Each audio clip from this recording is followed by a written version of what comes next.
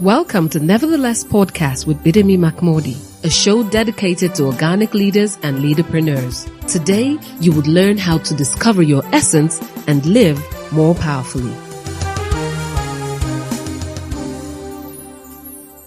Your Excellencies, distinguished ladies and gentlemen, you're welcome to another exciting, educating, and enlightening episode of the NeverTheLess show. My name is Dr. Shogo, and we're still exploring the subject of pride. This is episode 4. We've looked at what pride is. We've looked at the different dimensions of pride. We've looked at what the scripture says about pride, the biblical perspective to pride. BMM is Bidemi Mark-Mordi. Thank you for joining us on today's Dr. episode. Shogo, yes, this is our last episode for the month. Again, we may not have been able to exhaust the topic on pride or the subject matter of pride. We've done our best, and we do hope that you will take it and continue to do more with it. So, Dr. Shogo, what are we going to talk about today? So we've looked at different aspects of pride. Now, for every cause, there's an effect. For every cause, there's consequences. Yes. So I'm just thinking that maybe today we look at the consequences, because I know that it's more than one. Consequences of pride. Then you share whatever other. I do have a list that I'm just going to reel out about how, when a man doesn't check his pride, the kind of things that he begins to do or that he begins to exhibit. But I'll do more than that, and I'll show you other ways that pride manifests that we don't even know it's pride. Great. So first and foremost, when we think about the consequences, I want to define consequence. A consequence is not necessarily something that is bad. A consequence is just a natural progression from choices and decisions. So if we were looking at something else and we use the word consequences, the point is consequences can be good and they can be bad. It is contextual. Yes, it's I used to like to call them value neutral, because they can be good, they can be bad. The word itself is not a bad word. But when you think about the consequences of pride, unfortunately, every consequence of pride is limiting. It's dehumanizing. It's disempowering. Yes, that's what it is. So I'll just do a list of a few of them. Number one is jealousy. When a man who is proud gets to the end of himself, and after he's tried everything to stop people in the tracks of their growth, and he's not able to do so, he becomes a very violently jealous man. So when a husband is proud and arrogant, and God decides to take him through a journey of humility, what you find is that his wife begins to earn more than him. She begins to do things that he didn't think she could do. Even if she was selling water, the water begins to just thrive, and everybody is talking about what she's doing. And then ultimately he becomes jealous. Then she can't go out to deal with her clients anymore, and all of that and all of that. Another one is self-pity. Oh my God, you don't want to see a proud man in self-pity. It is pitiful. Hey. It is pitiful. Just to Ghana. Yes, when you see a man who used to be strong, who everybody, cattled to, and he becomes that person. Think about Samson. Samson had to beg. He said, "Can I touch the pillars?" And then he had to pray to God, "Just let me, even if I die, let this last time." That was pitiful death. I don't care what you say.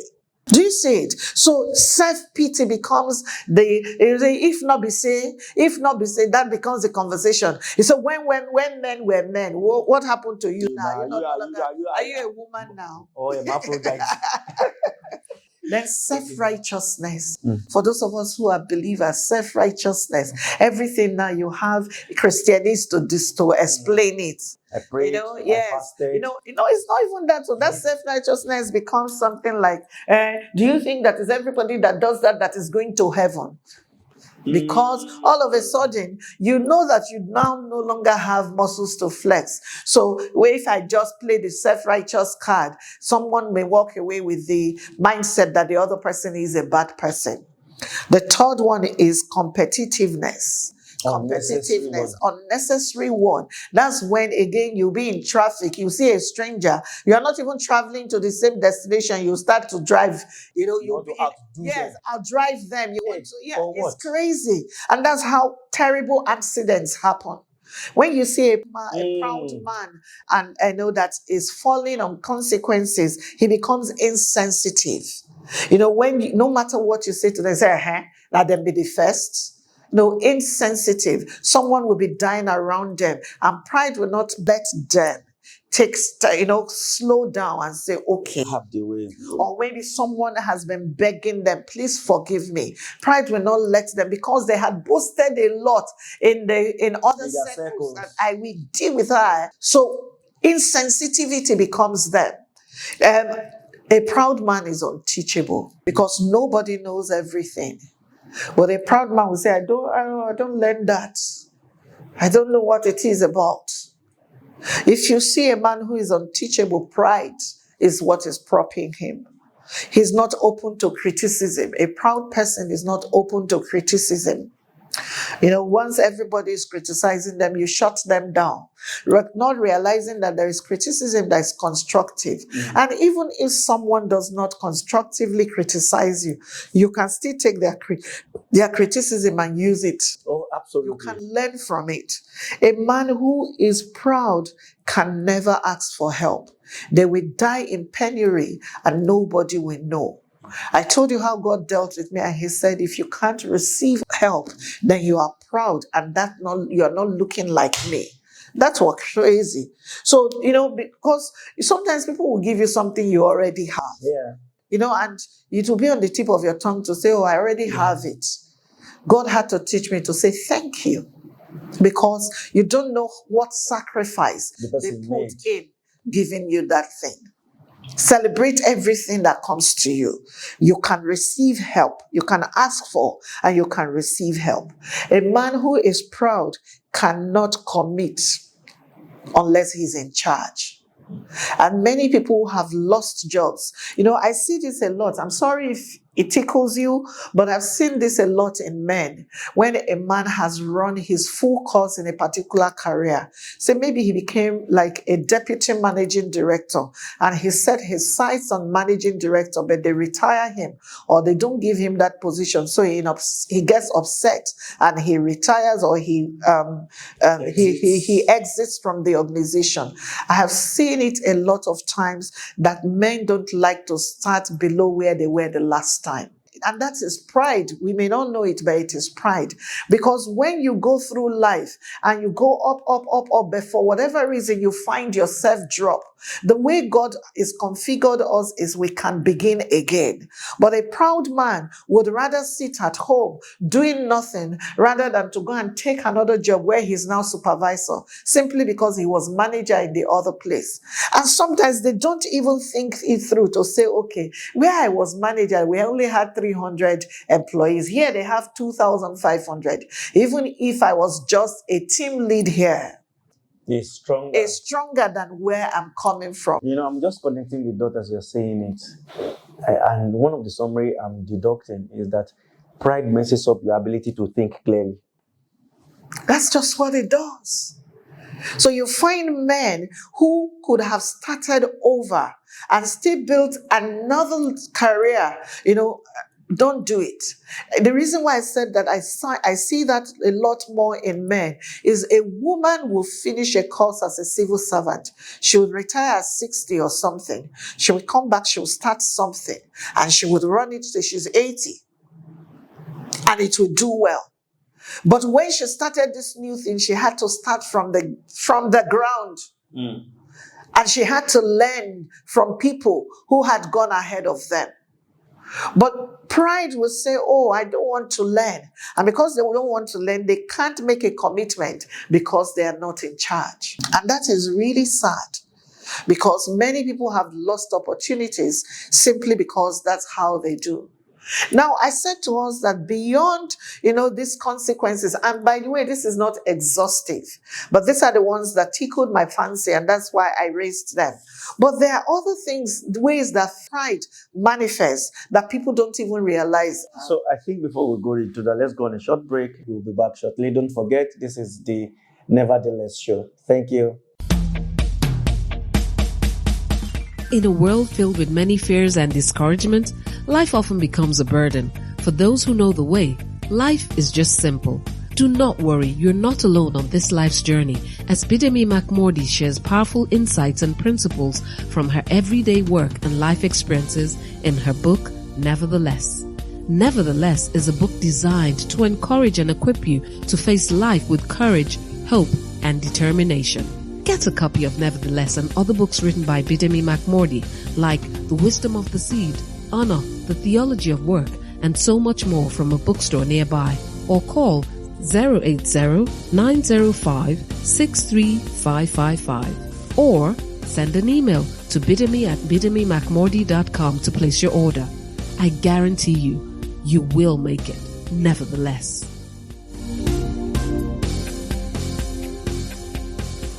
Welcome back to the NeverTheLess show. So we're looking at, you wanted to share, before we went on break, Yes. that there are other ways That pride manifests. Yes. itself. Okay. Yes. Can you please? The first one is fear.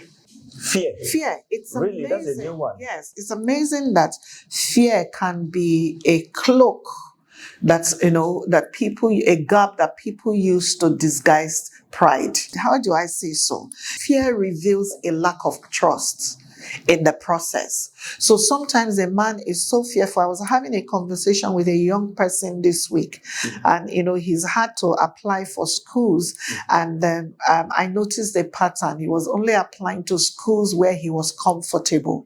So he's gotten the admissions, but I called him and I said to him, you know what? I'm sensing that you are not applying to the other schools because you're afraid of rejection. If that's the reason, then you need to apply, because even if you are rejected, you learn the process. Do you see? But it's if fear of rejection is the reason why he's not applying to the other schools, it is because he's afraid. And pride is at the bottom, because I don't want to be rejected. I don't want people to say no to me. So before they reject me, let me just shut it down. Fear becomes what the person expresses. The another one is this sense, we've talked about it, but I'll touch on it briefly, is a sense of entitlement. Entitlement. But when you take a look at God and the way he set things up, we are not entitled to anything. We are not better and do not deserve anything that God has not given to us. But a proud man thinks that he is entitled. And the moment he doesn't get it, he begins to throw temper tantrums. And his temper tantrums do not have boundaries. He can lie, he can steal, he can kill or do anything just because he feels like he's entitled. That is pride speaking. It is pride speaking. Another way that pride manifests that people don't know is ingratitude. Ingratitude is, that's very clear. Because what happened? You gave me a Fitbit, and the one you gave me is 2 generations before this one. Because of that, I don't say thank you. I look at and they say, Abraham, just drop it there. Why am I not grateful? Because I think that my mindset is, Dr. Shugo has given me something that I am better than. Do you see it? So ingratitude simply says, if it is not what I want, then it is not worth being grateful for.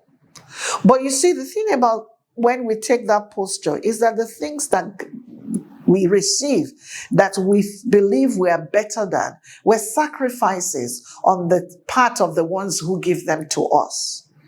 So when I see ungrateful people, people say you are always saying thank you. If you give me 1,000 naira, I'll tell you thank you tomorrow. If you give me 1 million, I'll tell you thank you. My mother ingrained it in us that you must be grateful no matter what.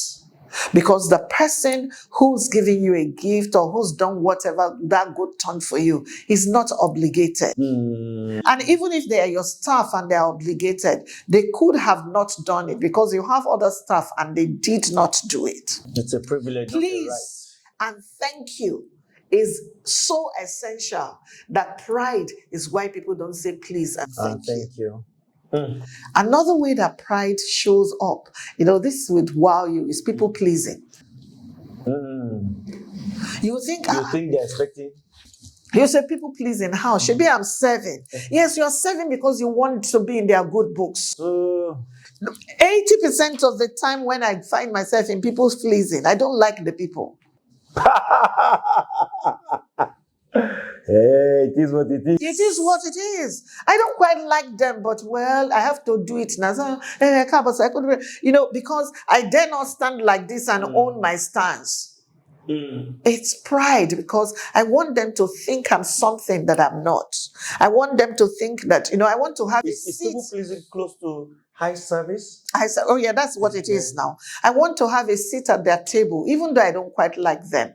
The moment they get on, and yet, what do they know? On that table, I'm the one that gives them the best ideas. So go cut out and do your own thing, Biko. Stop harassing us with your big brain. Do you see it? So people pleasing, because the reason why we people please is self-preservation and self-promotion. That's why we do it. That's why we're seeking validation from people. And pride is just to be able to say, hey, Abraham, and Abraham says, yes, I'm feeling good. Interesting. That's why you will be in a room alone with people and you will have certain conversations. And then when the table's done, you'll be like, oh, I've seen it many times.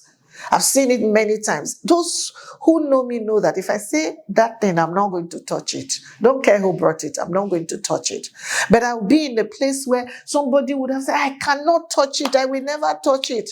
Then one obonge person brings it. They touch it. They swallow it. They lap it up. And, they can't say no. Simply because, yes, the thing is that it makes you present like someone who has no principles. Anything goes for you. Another way, and this is very biblical, that pride manifests is prayerlessness. Have you ever been in church and see when they're calling a certain prayer and somebody is just looking like that? And they don't pray. They say, oh, pray, Father, in the name of Jesus, give us money. Fuel is now 500 naira. God. Like, well, I have 15 cars. I can fill their tanks at the snap of my finger. Is that a prayer? But what we don't understand is that prayer is not how we get things from God. Prayer is how we express our dependence, declare our dependence on God. So when they call the prayer, you're not, that's too much I'm too much for that prayer. You're saying, God, I can't depend on you concerning these things. Again, let's go back to Chief Ebenezer Obey. That man will come and say at me if God decides to humble him. But may we not be humbled by God. Amen. In Jesus' name. Amen. Dependence is what prayer is about. So whether it concerns you or it doesn't concern you, pray. You say, why are we praying? People, I see on social media, say, since I left Nigeria, I don't pray that much anymore. And then people are hailing because, in Nigeria, we only pray because of amenities. Because of the things we don't have, we pray. I am so sorry for them. Because that's how you get there and say, okay, I no longer need to pray for electricity. I no longer need to pray for this. I no longer, even the things you now need to pray for, you won't pray about them because pride has set in. I'm not in Obodo Ibo, I have arrived. Meanwhile, the owners of the system are still praying. Can you see it? So these are other ways that pride expresses itself. But, we can't go without trying to talk about the antidote. Okay. What is the antidote for pride? Because if it is this bad, what should we do? What kills it? What kills it? Humility. Humility. Humility. What is humility? Humility, I've heard a man of God say that there is a difference between humility and humility. Humility is the one you go kneeling before anybody, eye service. He says that's humility. He says humility is to recognize that you are not anything but for the grace of God. And as long as we understand that we are not anything but for the grace of God, it just cures many things. So humility brings us to the place of, when you are humble, like we're saying about it now, there are people every episode they say, I will send it to my girlfriend. They are not talking about me. Hey, my colleague in the office should listen to it. So they will tag them on Facebook. And in their mind, they are not proud. The mere fact that you can listen to this from the beginning to the end and tag everybody is a tag that you are proud. So how do we deploy humility as an antidote for pride? Number one, mind renewal. Romans chapter 12 says we should renew our minds. We should not be conformed to this world, but renew our mind. Be renewed in our mind. So there is mind renewal to recognize, some of these things that we've talked about. We're not better than others. There's nothing we own that was not given to us. Even if you are the best of the best of the best, it's just because you are in your father's farm. That's why you think you are the best, is the biggest. You just need to travel a town over and you will notice that all the people bigger than your father's farm. So mind renewal is necessary. Another one is do not compare. Do not compare. And if you must compare, think of yourself less. If you must compare, think of yourself less. Don't think less of yourself. Think of yourself less. You're not the center of the thought. No, you're not now. In fact, the scripture says they that compare themselves with themselves are not wise. They are not wise. They're not wise. Number 3, antidote. Under how you deploy humility, make the choice to serve. Jesus' disciples came to him and said, who amongst us is the greatest? And Jesus said, the greatest amongst you must first serve. Servanthood. Every time you're feeling like you are arriving, roll up your sleeves and go clean some gutter. It has a very great way of humbling one. So service, serving mankind. Yes. Because Jesus did it even to the point of death. And the Bible said he wasn't even proud. So service has a way of just evening the playground. Yes. And finally, always ask, what does God want of me? What does God want of me? What does God require of me? Our ultimate yardstick. Yes, because that's our ultimate yardstick. What does God require of me? I don't know if you have questions, but I am exhausted. Yeah, man. Thank you. So, you did justice to today's episode. And I want to say a very big thank you. If you're watching us, this is the NeverTheLess show. And we looked at the consequences of pride. We looked at other ways pride manifests and displays itself in our lives. We looked at the scriptural examples to the different faces, the different dimensions to pride. And I hope that you have gained value watching today's episode. In case you missed episode 1 to 3, kindly check through the timeline and catch up so that you can have a proper picture of today's conversation. My name is Dr. Shogo, and our teacher and host is Bidemi Mark-Mordi. Thank you. You can follow her on social media. She's available on Instagram, on Twitter, on Facebook as Bidemi Mark-Mordi. Please don't forget to subscribe to our YouTube channel. Stay connected. God bless you. BMM, please, last word. Thank you so much viewers. For keeping the faith with us this last 4 weeks, examining pride and how it does affect us. Next month, look forward to another insightful topic. And please do us a favor and share. Invite people to listen, with you. Play this for your children. Listen together and talk about it. And please feel free to send us feedback. We look forward to hearing from you. Till next month when we will come again, remember that God has resourced you and equipped you for greatness. If you embrace your superpower, your life will be powerful. We will see you next month. God bless you. Dr. Shugu, thank you so much. God bless you. Thank you.